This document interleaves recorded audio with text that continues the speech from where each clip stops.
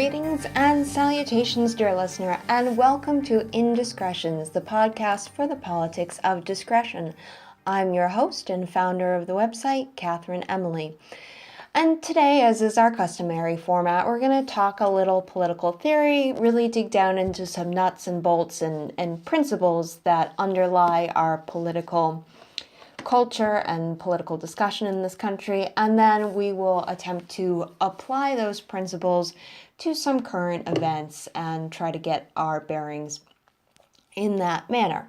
Because theory is useful in formulating and developing our own individual ideas, and while that helps to regulate ourselves, we then need to be able to take it and apply it outward to understand how the principles that govern our own lives work in the broader context of the world and when they run up against the competing ideas of others. And the goal here really, and with the epistemology we promote at this website, is to develop a consistent sense of self, to not only have those principles that govern how we behave in private, govern how we think the world, but that can then be extended outward to then, when we're out interacting in the world, guide our action in a way that helps to develop that really permanent, consistent sense of self.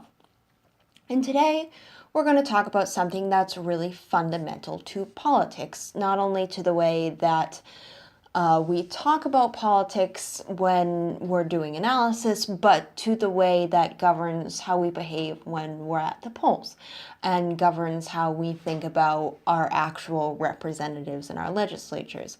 And this is what makes a law good or bad. And this is really fundamental to political science and to the idea of a sense of fairness and to political efficacy, right? This idea that our voices matter in the political process, that our ideas are heard, and if they're part of the majority, are influential in the policy-making process.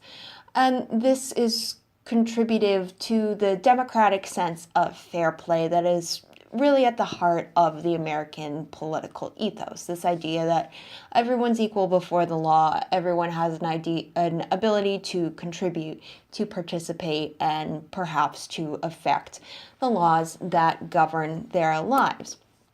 And this is a really individualistic, self-interested view of politics, and there's nothing wrong with that. This is a good standard to have, but the problem when it comes to public policy, which applies to not just the way that we govern our private lives, but applies to everybody else in the country, is that it's relative. And it's relative not only on a person-to-person level, but when we're talking about local versus state versus federal issues. And by that, I mean the principles by which I live my life are different than yours, are different than my neighbors.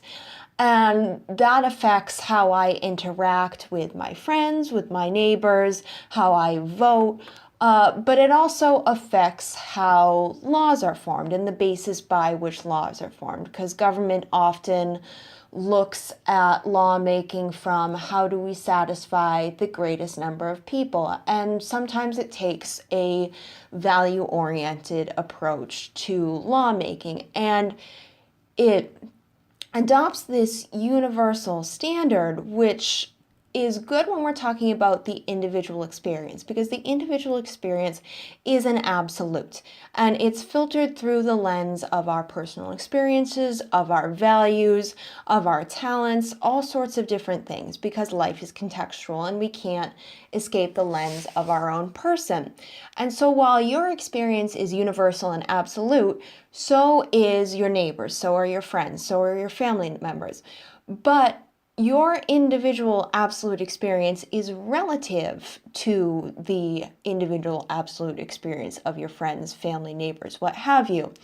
And that becomes a problem when we're talking about public policy, because then we need to start prioritizing one person's views, one person's interest over another when we're talking about legislation that is driven by value, which is driven by morality judgments.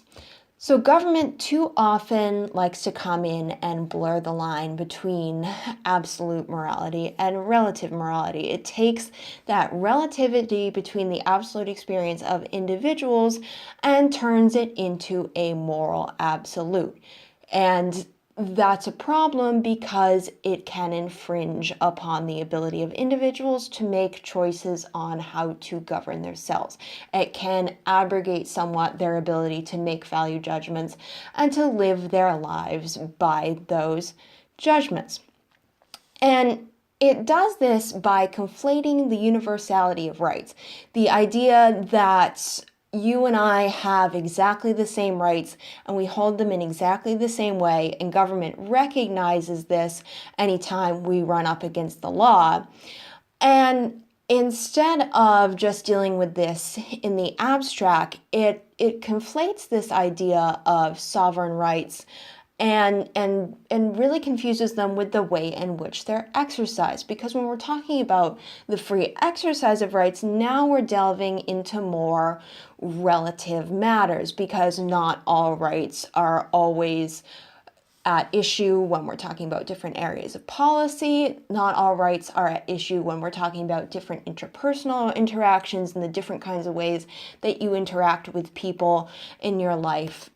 Say, for example, when you're at a party with friends, when you're out for dinner, versus when you are purchasing something, versus when you might be in legal trouble. We're dealing with different contexts, and different rights come up in those different contexts, so they're not always exercised in the same way. And again, the actors with whom you're dealing and their life experience, which is relative to your own, creates all of these different standards that we have to be aware of when we're acting in different ways of society. And the same thing holds true for government. And it tends to, when it makes law, because law is absolute, because at least on a federal level, it is supposed to be applied to everyone in the same way, it erases all these distinctions. And perhaps more importantly, it disregards the importance of these distinctions in terms of the validity of the different experiences of individuals. The life of a lobsterman in rural Maine is very different than the life of a steel worker in Pittsburgh. And there's nothing to say that one of those is more valid in some way than the other, but when government looks to the crafting of law and favors one group over the other, it elevates the validity of one lifestyle by protecting it under the law and creates sort of a hierarchy that says that those lifestyles, those values, those interests, those needs that are not protected by law are somehow less worthy, somehow less valid of government protection, and creates sort of a hierarchy. And when we talk about values and principles and rights, we need to make an important distinction. Values and principles are associated with rights. They're the meat to rights. They're what makes them so important and worth fighting for and protecting. For instance, freedom of conscience is a right. And the value that makes freedom of conscience so fundamental is the idea that individuals are sovereign. The rational process of the mind, coupled with the more emotional process of the heart, which contributes to the idea of being able to value experiences and ideas, is totally unique to the individual. Conscience belongs to the individual, who has to be free to make conclusions, to explore ideas about the things that matter in his or her own life. Love of self is important here. It's a value. And it also demands respect of the same freedom in others, because one can only value something in the context of one's own experience.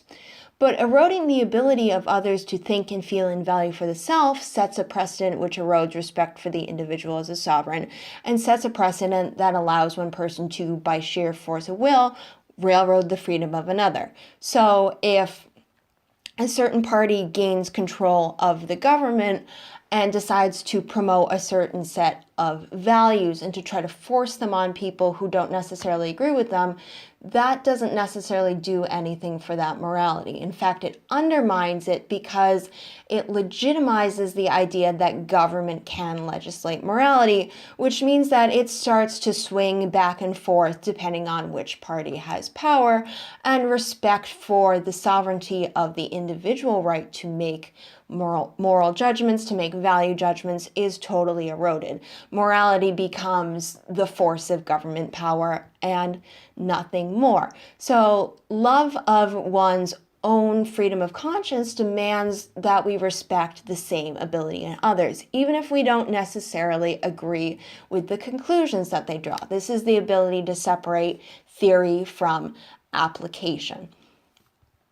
And unfortunately, that distinction between theory and application and the ability to separate the right in theory and the practices to which it is applied, and which is where individuals start to run up against each other and to start to want to reject and even diminish ideas that they don't agree with in society by force of law. This is where government comes in, and it's not able to thread that line properly, perhaps because it has to be remembered that law is given force, is given life, and is moved by individuals who are unable to separate their own lens of their own experience, their own emotions, their own ideas from the power that they're embodying. And this is a problem, because this is where this idea of the reciprocal nature of rights tends to go awry. Yes, values are universal. They're absolute. But again, life is contextual to the individual. And that means that your experiences, your values are relative to your own experience, to the unique makeup of your character. And that has to mean that there can be no one-size-fits-all solution to public policy. There can't be public values, because a majority is simply a reflection of the individuals who make it up. And that majority can shift. It can grow, the people who are in the majority can change, and the values changed as does the populace. And that's to say nothing of minority groups who have to, again, if you want to have the freedom of conscience and the ability to exercise that privately in your own right, you have to respect that in minority groups, or even if you're in the minority, in the majority group. Because if you get rid of that protection, then you're undermining your own position. So anytime government tries to legislate morality or to base laws on certain values and the promulgation of certain values or certain morals, it is effectively inserting its judgment over and above that of the populace. It is subjugating the people to a particular conception of right or wrong. And that takes away the ability of individuals to make that determination for themselves and to govern their own affairs. And you may ask, and rightfully, if this is true, then, if we can't look to morality as a basis for the foundation of laws, then how are we going to govern? If we can't come to a consensus about what's right or what's wrong without violating people's freedom of conscience, because you can't have a collective judgment of right or wrong. It's simply the people who agree and the people who disagree. But the ability to make that judgment needs to remain with the individual. You cannot imbue it into government. So where does that leave our ability to craft law? Because obviously we want to believe that we have a good law code. Here we're tying ourselves back into the idea of political efficacy, the idea that our perspective is reflected in the government around us.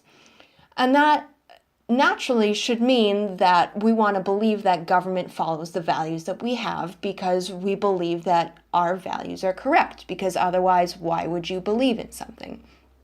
And the answer to this question is you have to ground law in the absolute, but not in the way that government currently does this, where it tries to promote a certain set of standards or morals and to enforce that absolutely. It means that we need to talk just about rights and not the way that they're exercised. And it means restricting the standard of good or bad law to looking at the way it affects the ability of individuals to hold and exercise rights. So the standard for good and bad needs to become empiric. It's not about value judgments, it's just about values. Does a law immediately infringe upon someone's rights? Well, if it does, then it's automatically a bad law because it's not protecting the sovereignty of the individual upon which all freedom is founded. And if it doesn't infringe rights, then it might not be a bad law, it might be a good law, but we need to get a little deeper than that to make that determination. Because rights are strange things. You don't have a right to anything that is not immediately within your power. So, for instance, you have freedom of speech. You have a right to speak your mind freely. But that doesn't mean that the local newspaper is required to carry an op-ed that you've written. The owner of that newspaper has a right to control the operation of something he has created. And in a similar vein, you have a right to freedom of action, so long as you're not infringing upon anyone else's rights. But if you decide to use that to start a business, no one in your community is compelled to support you and to ensure that your business becomes successful. That would enslave others to your will, just as would forcing newspapers to carry the op-eds of anyone who cared to write and send one in. So when it comes to good or bad laws, you may actually have some regulation that doesn't appear to infringe upon rights, such as regulating how a business is behaved because you don't have a right to a business. But even so, it might restrict someone's choice somewhere down the line. So we need a better standard than just does a law infringe upon someone's rights or not. We need to look specifically at the action that is under consideration. Does that action specifically violate rights? If so, then it's probably something worthy of government regulation. If not, then the breath can too easily run afoul of someone's rights somewhere down the road, even if it's unintentional, even if it's not immediately apparent. So let's take the example, to flesh that out a little bit, of censorship, which is something that's been in the news a lot lately. Your freedom of speech does not extend to what you say on the platform that's created by another. So while many pundits are trying to spin the banning of controversial figures like Alex Jones as censorship, it isn't really censorship because it's merely a private actor exercising the right to control the platform it's created, which is something that's well within its purview.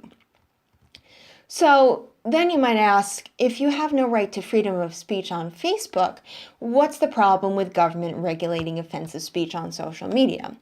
All sensible people would agree that neo-Nazis and white supremacists are offensive and are bad, so why can't government create regulation that tells Facebook to ban them?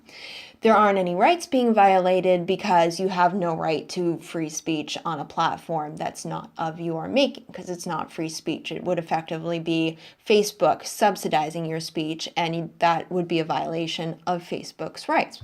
So we're not dealing with a rights violation there. Except we are, because then we're violating Facebook's private property rights. We're dealing with a restriction on the ability of private companies to set the terms of behavior on their own platform. It's a government erosion of property rights, and it's effectively abrogating the amount of control private actors have over their platforms. It's a statement of government control and ownership, which is why our standard for good or bad laws needs to be more specific than are you immediately and clearly violating someone's enumerated rights. Because then we're dealing with more abstract conceptions of rights, such as the ability of Facebook to freely exercise control over their business in whatever manner they choose. And if we're going to respect absolutely individual rights, that has to mean that we can only ban actions that overtly violate people's rights. That's the first standard for whether laws are good or bad. The second question is one of appropriateness. The federal government might have the authority to take some action, but should they? Or is it better left to the states, where laws can be more narrowly tailored to fit a specific populace and thus reduce the danger of, again, violating someone's rights?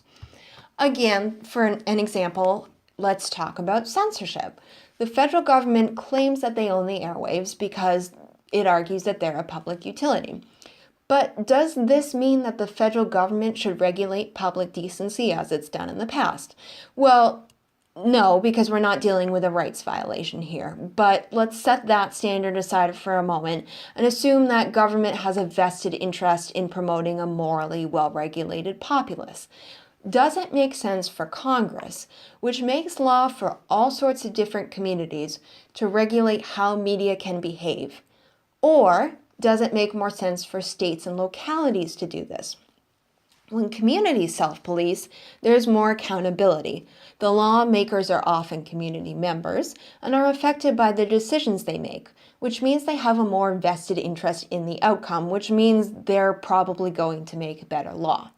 Whereas a member of Congress from New England votes on a law that affects the entire country, they probably have no familiarity with, for example, how communities in rural Oklahoma operate, and they don't know how regulation can be crafted to promote the public welfare within those communities.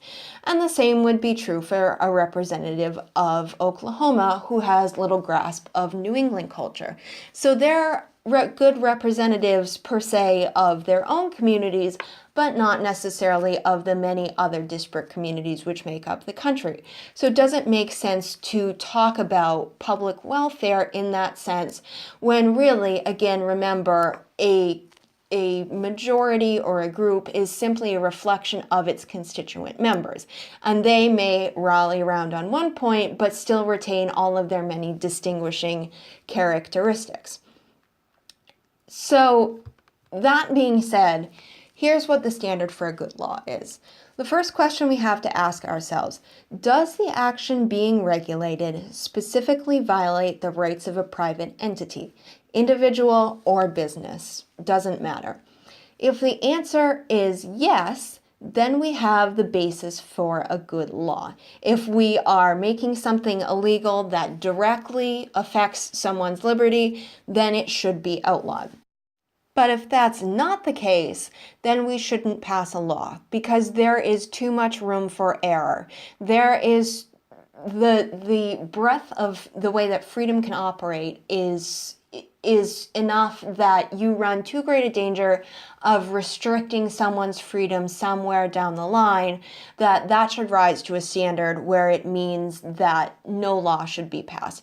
Unless there is a direct correlation between the outlawing or the banning of a certain action or behavior or what have you, and the tangible ability to prove that it will better secure freedom, then that means that nothing should happen. No law should be passed. We err on the side of caution and allow private individuals to work out grievances on their own.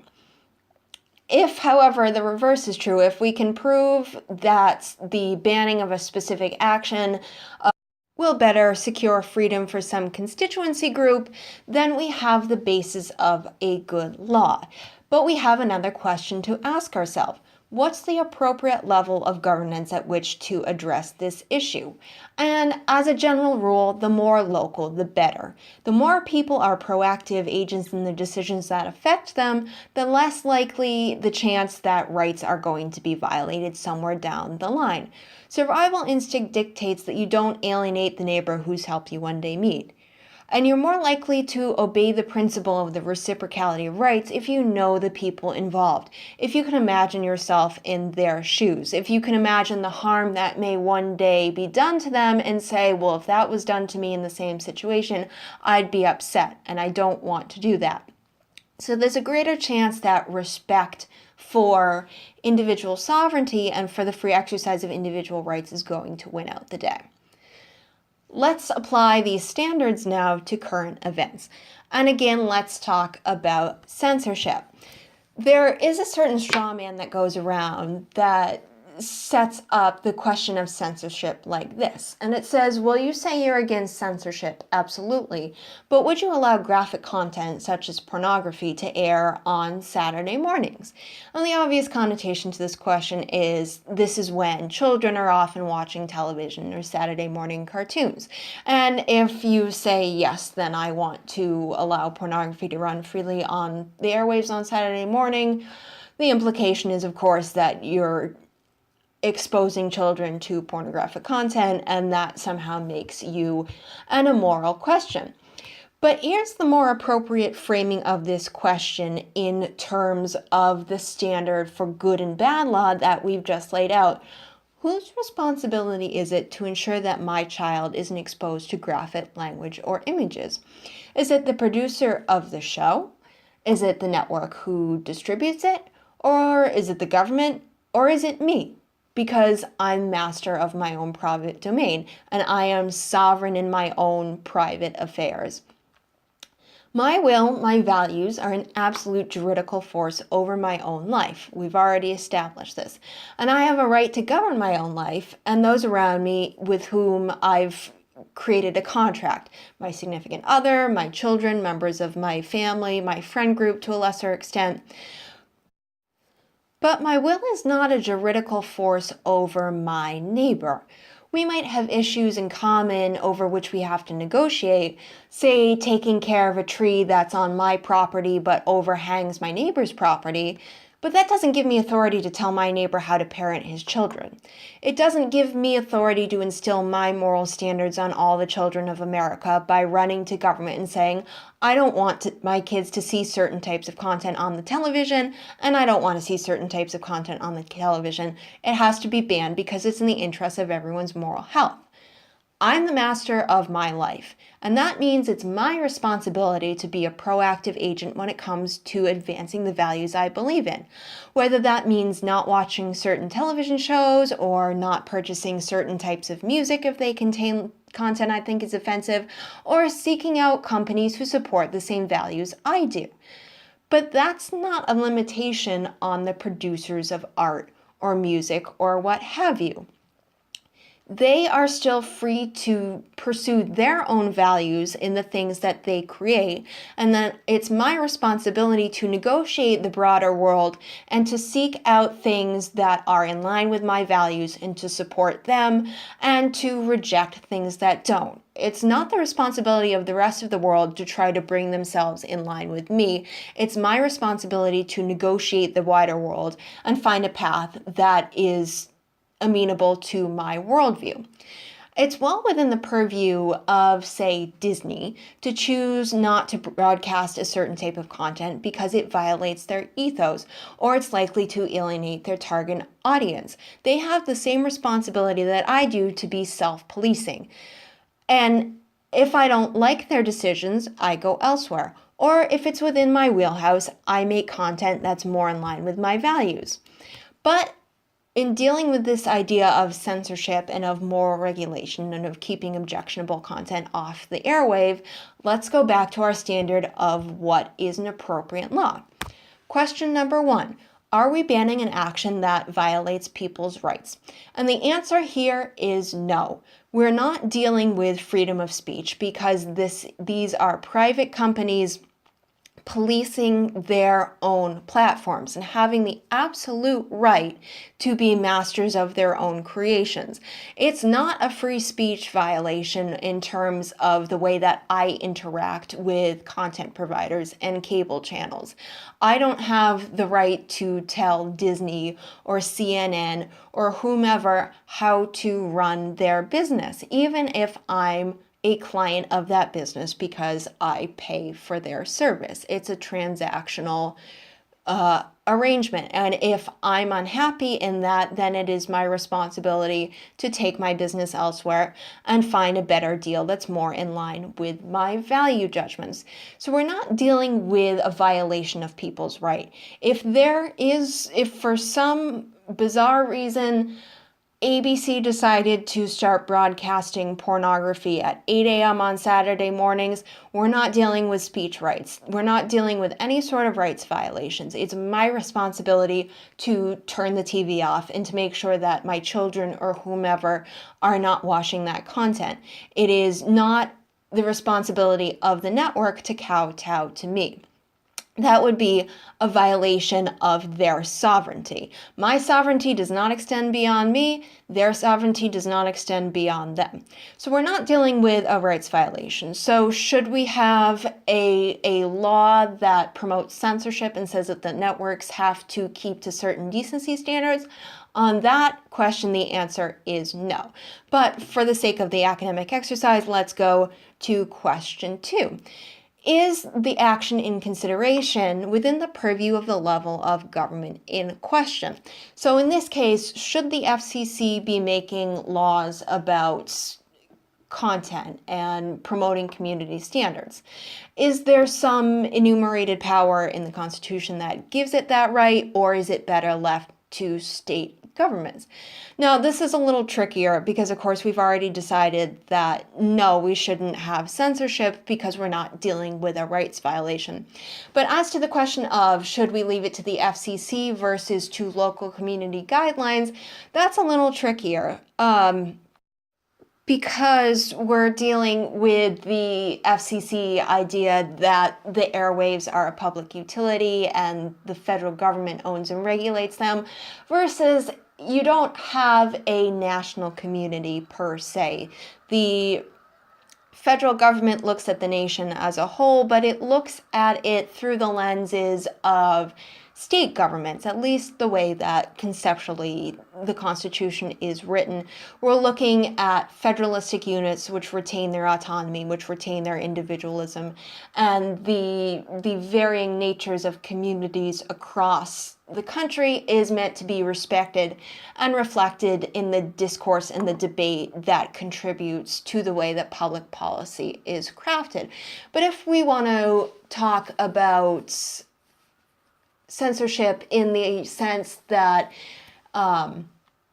towns have the right to say that certain types of advertising can't be placed on billboards by the sides of their roads, that is perhaps slightly more appropriate than the federal government saying that you can't, on the sides of roads anywhere across the nation, you can't place billboards that have objectionable content, say that make fun of someone's religion. It would be more appropriate for communities which are actually reflective of dominant ideas, dominant religious ideologies to craft those laws, because what is more offensive in one is less offensive in the other. And again, it's an idea of self-policing, of making sure that people are aware that whilst they have freedom of action, and if you're not running up against a rights violation, even objectionable action is still okay, understand that if you alienate your community, you may one day need their support and it's not going to be there. So you're actually not acting in your self-interest. But overall, in the case of censorship, by applying these standards to good and bad law, and by applying the standard of respecting people's rights, we can clearly see how this changes the idea, because we're looking at that more empiric idea of respect of rights, not necessarily the welfare of individuals. We're tying welfare to the idea of protecting individual sovereignty, to respecting the ability of individuals to hold and to exercise rights and to make their own choices about what's in their welfare, versus government agents making assumptions based on the absolute conclusions that they quite naturally come to, and then attempting to apply that to the nation as a whole, and by doing so, abrogating individual sovereignty by taking away the ability of individuals to make those value judgments for themselves. And on that rather long-winded note, I think we'll call that enough for today, because that is a lot of rather weighty discussion to sit back and think about. For the Politics of Discretion, I'm Katherine Emily. Thank you so much for reading and listening. Please find us and interact with us on social media. We are the Politics of Discretion on Instagram, Facebook, Twitter, and YouTube. And happy musings.